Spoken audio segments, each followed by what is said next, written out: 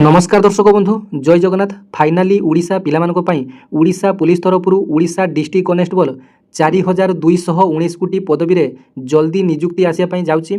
तेबे आज मुख्यमंत्री मोहन चरण माझी सीधा सड़क भाव में घोषणा करचंती एवं 4219 गोटी डिस्ट्रिक्ट कनेस्टेबल पदवी पई एप्रुवाल मध्य देइचंती। तेबे एई मास शेष सुधा आपण मानकर नोटिफिकेशन टी देखिया पई पाइबे एवं ओडिशा रे +2 पास करिथिया पिला माने यार सुजोग नै पारिबे।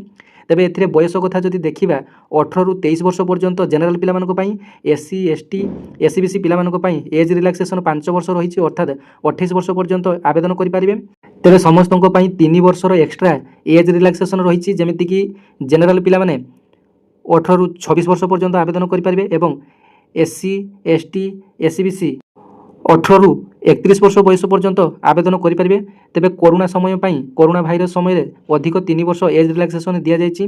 तेबे आपण मानक पई गुड न्यूज एथरे आपण मानकर गोटे रिटन एग्जाम हेबो, तापरे पीएसटी पीईटी टेस्ट हेबो, तापरे आपण मानकर मेडिकल, तापरे आपण मानकर डॉक्यूमेंट वेरिफिकेशन, तापरे आपण मानकर जॉइनिंग।